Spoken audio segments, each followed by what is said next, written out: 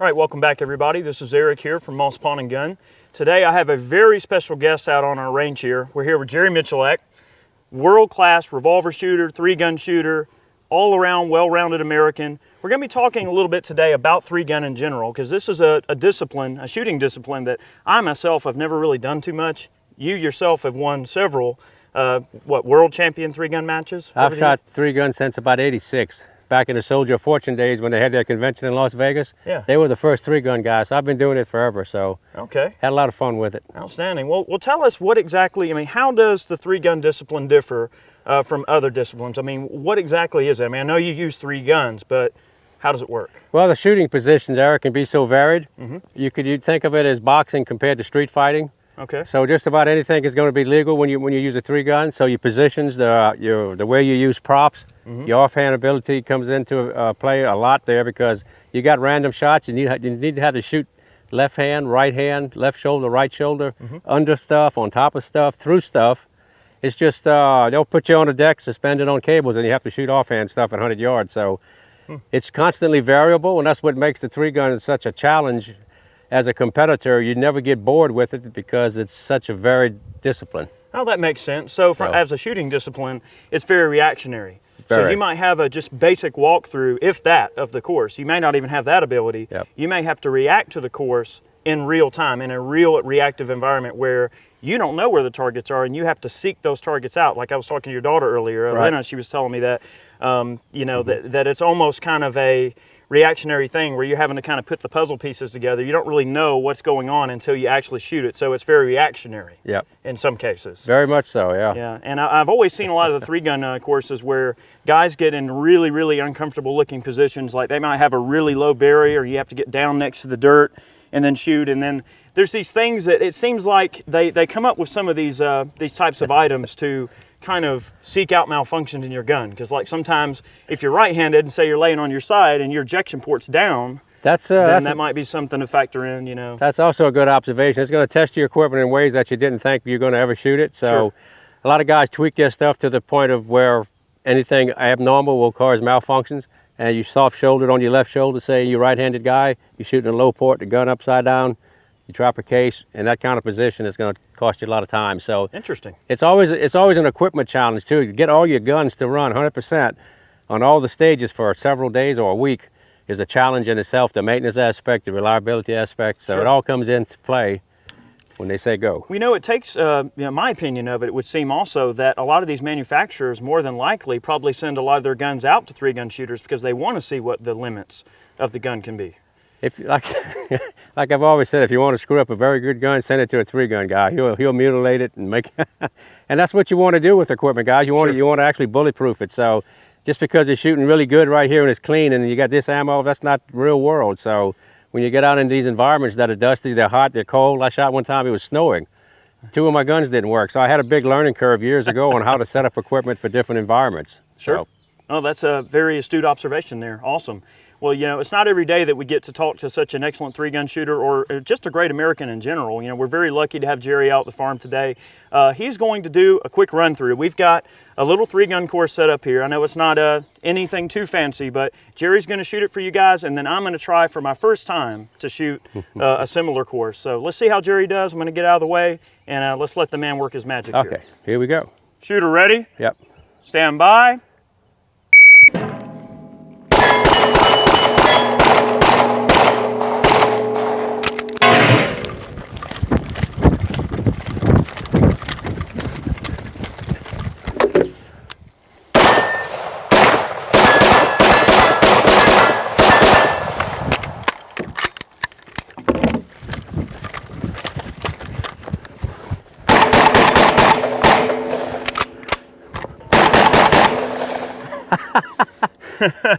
$28 seconds. 27.9. Had a little bit of a malfunction there. I'm going to go ahead and show clear. Okay. That was ridiculously fast. So we're clear? Clear. All right. You're fast. You move fast. That's pretty fun stuff right there. Get your blood going. So certainly. Keep yourself in the moment there and get your hits. Those are some nice tight double taps you did there on those white gongs. in case you guys can't tell from the other camera, the gongs that Jerry's shooting with the rifle are about 60 yards away. They're not too terribly far. We got a couple of, I'm out of breath just watching you. We got a couple of half-size D28s down there, an auto popper, and he made short work of all of those. And wow, those clays disappeared.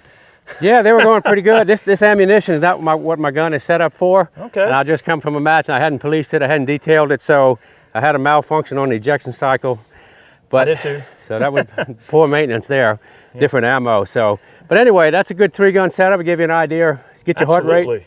Everything's different when you're humping, and you get that heart rate going and the wobble comes in. I know. It really makes the shooter play with what he sees and how to deal with stress. Sure. Because it really puts it into you. That was amazing. That was an amazing feat of marksmanship. Well, I'll tell you what, that looks like fun. I think I'm going to try now. Want to give it a run? Yeah, I'm going to give it a run. We'll set them up and get you online. Yeah, all right. Awesome. Let's do it. All right, well, as you guys can see, Jerry is an absolute 3-gun monster. Jerry, you know, I've never shot any type of 3-gun. I've never done any of this type of competition. Okay. What can I do to help myself a little bit here? Well, what you want to think about, Eric, and it goes for any competition, you can only shoot as fast as you can see. So if you can see your performance, you can read your shots, read your hits, read your misses, you're going to be in the moment. If you try to shoot somebody else's time, you're going to be out of control and you won't know where you're coming from. So as a shooter, what you need to do is just monitor your sight picture, read your hits, be safe with your gun handling, and just have a good time and just try to enjoy it. Sure. Don't put an expectation on your performance, just have fun with it and it'll always go better. All right, well, I think that's what I'm going to try to do. I'm going to try to enjoy myself with it. And I tell you what, no pressure, guys. No pressure at all. This little sound right here makes a man's brain really shrink. We're going to see how it affects Eric. So no pressure, guys. Remember, anything you're doing, no matter whether it's 3-gun or whatever, at least from my experience, smooth is always fast. So always try to maintain, like Jerry said, be smooth and don't worry about being fast. And more times than not, you'll probably be fast as a result. Very good. All right. That's a good way of looking at it. Exactly right. I'm going to take my time. Remember, when you finish your position, you drop the mag, rock the slide back on every firearm that you shoot. Okay. And we'll be good. I'm not going for a humongous amount of speed here. I'm going to try to be safe and So I'm going to give you a shooter command like you hear at the range. Shooter ready, stand by, and then the audio beep, okay? You got it. All right. You ready to go? Yes, sir. Here we go. Shooter ready. Ready. Stand by.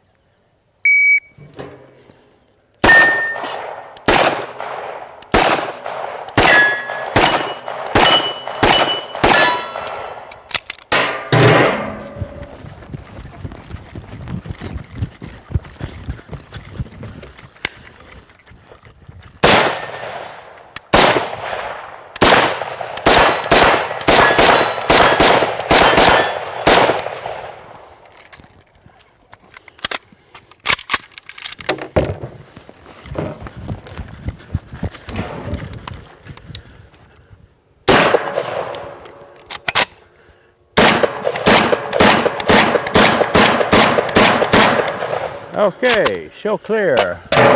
Clear. All right, we're clear on the line. 42.65 was your total.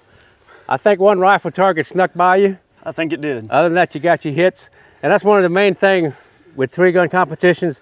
Equipment has to run 100%. Sure. And the little bugs, and like you had that glitch there on a stage like this, probably cost you 3 or 4 seconds out of a 40-second stage.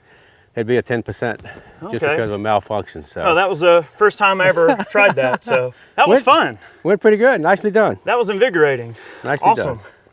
All right, guys. Well, that was my first attempt at running a 3-gun course. What'd you think? Not bad. You run really quick. I was surprised how fast you got to the rifle. Okay. Well, I appreciate that. But what are some things I could probably improve on? Because I noticed that your score was like 29.9 or under 30 seconds. And mine was like, what, 42, 43 seconds or something? Had about 30%, yeah. So what I want you to do on the second run, I want you to shoot it like you did, like you would, and then I'm gonna go back through it with the dry guns and give you some ideas on what I saw you maybe could improve. And what you have to realize, guys, it's nothing, when you see guys shooting this stuff really good at the professional level, it doesn't look like they're really working hard. And the reason is they've taken everything out of the performance that doesn't actually contribute, and they won't do it. You'd be surprised how much wasted motion that you do, and it doesn't really look like much until you multiply it times 5 different stages. Sure. So like the way you draw the gun, the way you reload. Like I noticed on sometimes when I'm reloading, I'll bring the gun down lower when there's no need to. I notice a lot of guys, they'll leave the gun where it's at and they'll just turn Yep. And then everything's right there. They don't actually, Yep. they're not removing all the motion from their shooting. So I'm observant. I try to pick Yep. up on that sort of stuff when I can. But all right, well, I'm going to try again. Jerry's going to follow me. Well, I'll tell you what, as a first-time three-gun shooter, I don't think I could have a better teacher here. So It'll be fun. It'll be fun. Yes, sir. All All right. right, I'm gonna watch you real close this time, Eric, and we'll give you a review. We'll take it gun by gun when we come back. Absolutely. No All right. pressure. Time to beat is a 2790. You had a 4260. So All right. here we go. You ready to do it? Yes, sir. Shooter ready. Ready. Stand by.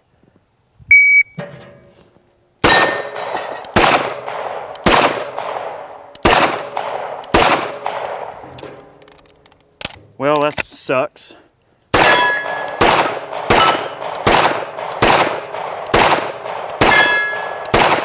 Well, that run sucked.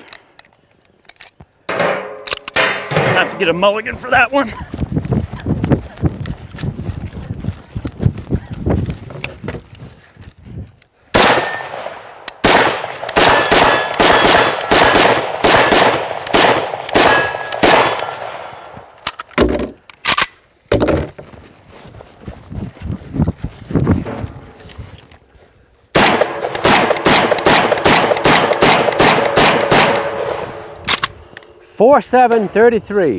.4733. Dang, if I wouldn't have had the problems with the pistol on the first one, I probably would have done pretty It would have been decent. better. Yep, yep. Yeah, I felt better on the rifle and shotgun that Yeah, time. you handled the rifle better.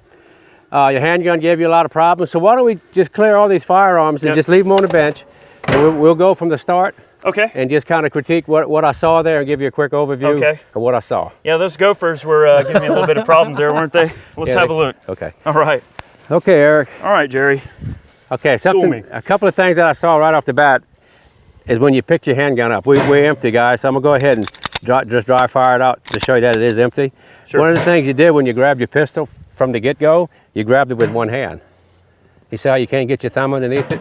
So another thing you want to realize, if you work with just one hand, if you hit it like this and you spin it around and break to 180, Then you're gone from the match. immediate So dismissal, yeah. speed in a match can be really good, but you can also DQ without even fire. Well, I've seen people DQ without even firing a shot. Yeah, you sweep that plane and that's it. That's, if you so flag the this plane. thing, sometimes they put them on plastic drum, which is just like really Slippery. easy to get out of control. So you always want to work with two hands. You grabbed it like this hand wasn't even a part of your body. So you grabbed it like this, then you had to pick it up and mount your thumb. So what you want to do is come into it with two hands. I'm grabbing under the sight, and then I can stand it up right into my gun hand. And you see how much better of a grip I have? And I also have two hands, so should I get something out of control, I got two hands to stop it. Make sense? Yeah, and I noticed that, like, with the accuracy, I was having issues, maintaining like a good sight picture and control Right. on the gun. And if I did grab the gun and didn't get it, in my hand just right, that could cause my grip to be a little loose. And another So you really thing, wanna- and another thing, guys, when you have a sticky stock like this, that's really great to give you control. But if you don't mount it correct, you can't really squirm it back into shooting position fast. So Okay. you have a tendency, if you mount it wrong, you're going to live with it wrong. Sure. So that's why working with two hands is really an asset to get the thing mounted into your shooting position and get the shooting. And one of the things I saw from your first run to this run was you were more interested in actually seeing the targets. You were kind of like shooting through the sight pictures. And you also started, if you notice when I did my run, I started on the big one, the big white one on the left. Right-handed guy always shoots better left to right. And I started on one of the biggest targets there was. So should I have a bad grip and I go to mount, odds are, even if I fire that shot a little bit out of control, I got a bigger target to hit. Okay, and that And way it- you're not losing a hit, but then you Right. can give you just a moment to sort of readjust in between Right. and then get yourself ready for the And little then ones. left to right is my sweet spot always for a right-handed guy. So I started on a big one. Okay. What I try to do on a stage is start on a big one, end on a big one. Because you have a tendency to unmount before you finish, and you also have a tendency to shoot wild on your first shot. Excellent. So the bigger targets just give you more comfort zone should you be a little out of control. Because usually first stage is where most people crash because they try to go too fast and they're just excited or you all pumped. And then you botch your whole run like I Right, did there. right. See, if I would have had the first run with that second run, the pistol run, Yep. the first pistol run, but with those two rifle and shotgun runs, it would have been a little faster. But if you actually went back through your mental game right now and was honest with yourself on your first run, you had no anticipation of a performance. Because It was just you hadn't because I was fired just it. try to have fun with it.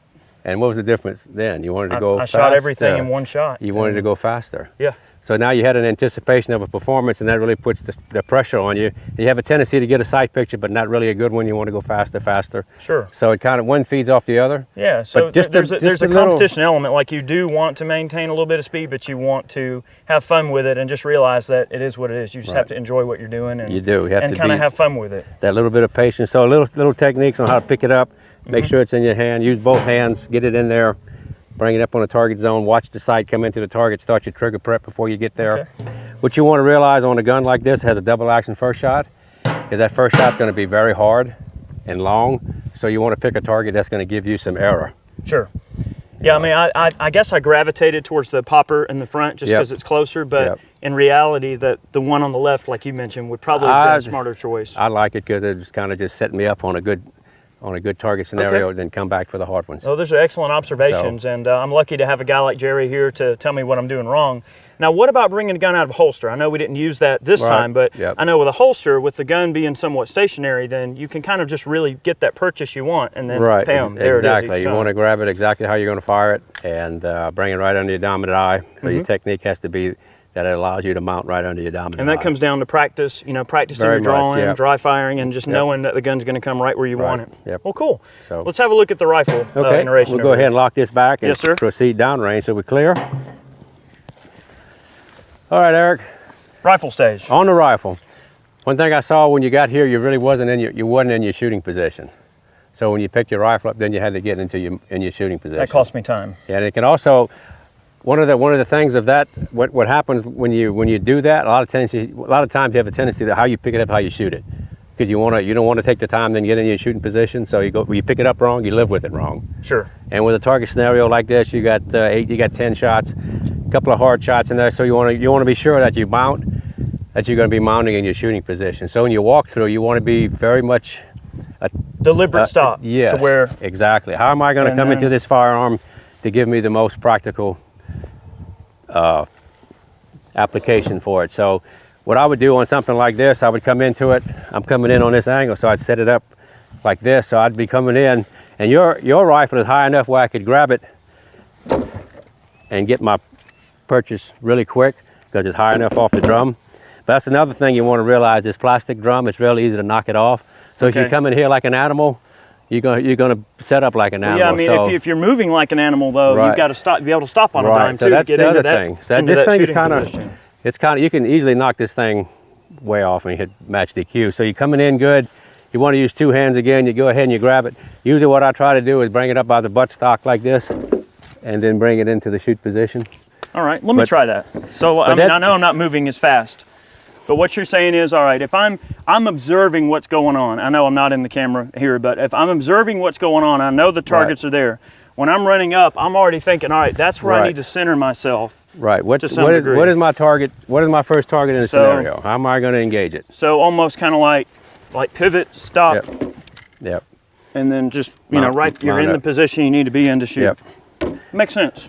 Other than that, you handle the firearm well. It's obvious that you've shot a lot, so your gun handling skills are good. You emptied out good. So you had it safe, and you went on to your shotgun. So okay, excellent. Well, let's look at the shotgun course.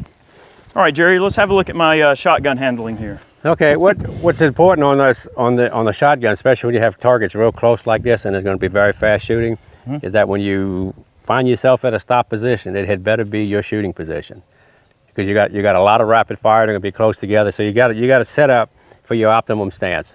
Okay. So when I ran here, my shotgun had a speedy loader on it where I could actually have it to where I can come in and grab it almost exactly in my first position. It was pointing right at the first target.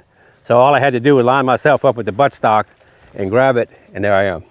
See how setting up. So it's all about eliminating movements. It is. I mean, you're not moving more than you have to, especially once you've got the firearm in your hand. You don't want to have to reposition or think about it, because you're killing seconds. And like each course, it does. You're killing 2 or 3 seconds or 2 seconds. The least amount of motion that it takes to get the job done is going to be more repetitive, and it's going to also be at the end of the match worth a few seconds. Sure. And you win and lose these things I've lost a 3-gun the other day by 1600ths of a second. Oh, man. So I could go back and go through all the stages and find 1600ths everywhere. So that's what life is to an action shooter. So it means a lot if you had your shotgun like this and you had to pick it up. See the time it takes? That's killing you 2 seconds right there. So if I just do this and I'm right in my shooting position, I know it's a little awkward, but that is the first target.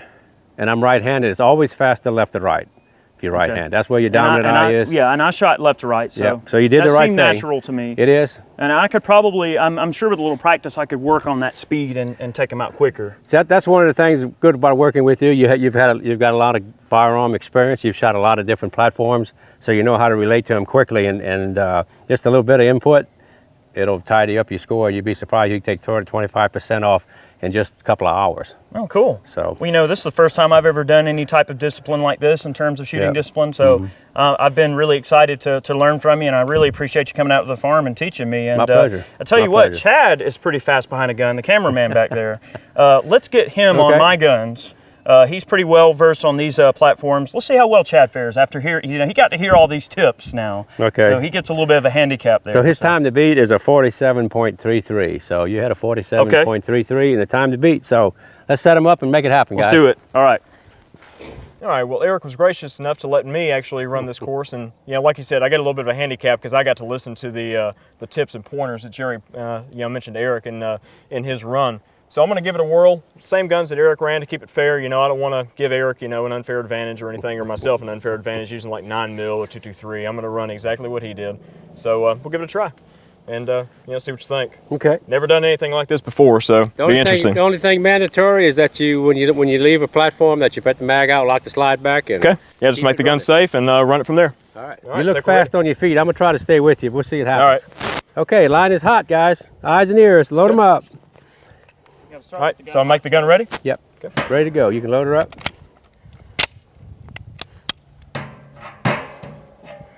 All right. It's going to be the standard start. Shooter ready, stand by, and then the beep. Okay. All right, here we go. Shooter ready, stand by.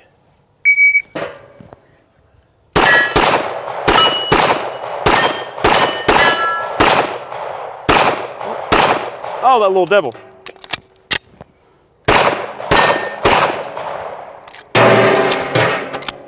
Oh, block side through.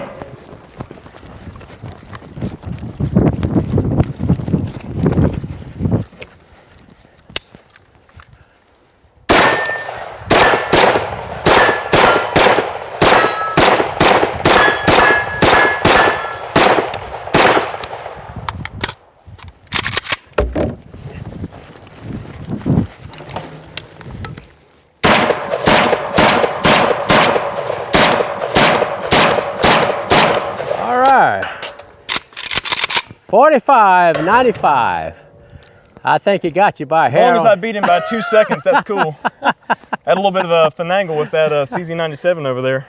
Yep. So That little groundhog. the little groundhog's tricky. That's what you got to realize on a course of fire, guys. They'll always put a small target in there, and if you try to shoot it at the speed of a big one, you might find yourself there a little longer. And two, I'm not used to that 97. I mean, that gun we shot a little bit, but it's a nice gun. Need to get a little bit more time behind it though. But I think I would have done a little bit better with my EA Witness. I've run that in some IPSC before, but a lot of fun. It really, it's crazy. I mean, all that running around, boy. Good gun handling though, very good. You clear? Cool. Yep, cleared up. Nicely done. Awesome. Nicely done, man. Thank you. We'll do it again. Well, guys, that was kind of 3-gun in a nutshell here with Jerry Miculek. Jerry, thank you so much for coming out to the farm today and hanging out with us. My pleasure. It's a good place to be today. Nice weather. Got ammo, got a bunch of guns. I mean, what else could you ask for? Oh, yeah. Exactly. It's just one of those things. You learn a lot about your shooting, and you learn like little mistakes that you make, and you can kind of improve on them. But I can see where 3-gun would actually improve your skills in terms of staying alive in a gunfight. Oh yeah. I mean, clearing malfunctions, even if it's just clearing malfunctions or anything like that, or just, being able to assess the situation. I think that's the coolest thing about it. It can improve you as a combat shooter. You'd be surprised when you put that clock on how much stress it can induce to a person. And if you ever have to actually use a firearm for anything other than recreational, you can only imagine the stress level that's going to accelerate. Sure. So if you never experienced stress, competition is a great way to get it out. It makes a lot of sense because it really adds a lot of practicality to actual shooting in general. I mean, people can come out to the range and stuff. They can go to an indoor range or even an outdoor range on private land like what we have here and just shoot. But when you add that time and you add that competitiveness in there, and you've got to handled your gun, it helps you develop muscle memory that could help you in the event of some kind of self-defense scenario at your house, or while you're out carrying your pistol on your side, or whatever the case may be. So it's very, very practical. I mean, yeah, certainly a great way to hone skills. So if you guys have never been into 3-gun, maybe now you'll consider checking it out, because it's a shooting discipline that, in my opinion, is, I know these days is very popular, of course, but in some circles is very underappreciated, and without justice, because it really is a fun thing. The first time I tried it, was today, and tell you what, I'm going to be shooting more. I think so. I mean, we may have to break out on some Sundays here and there and actually go check out the local matches around our area. I mean, we stay so busy, it's hard to break away, but I think we may have to make time for it. Absolutely. It's a hell of a lot of fun. Well, in case you guys don't know, Jerry here is on YouTube as well, and he's got an awesome YouTube channel going on. Jerry, how can they find you on YouTube? If you go to Miculek.com, it's a link to our website and everything there, so it's pretty much out there. It's been there for a couple of years now. Absolutely. So. Good. Well, I really would encourage you guys to check out Jerry's channel, because he's got a lot of cool stuff. Some of it very serious, some of it very silly. A little silly. But you got to have fun in life, where you're not living. I mean, and to really enjoy life, you got to enjoy firearms for what they are. And if you check out Jerry's channel, you see he's got some pretty funny stuff. Good stuff. All right. Thank you, sir. Thank you, guys. All right. Appreciate you coming out. A lot of fun. Awesome. Well, guys, we have more videos coming with Jerry and us here. So feel free to stay tuned, and we have a lot more on the way. So we'll see you in the next video.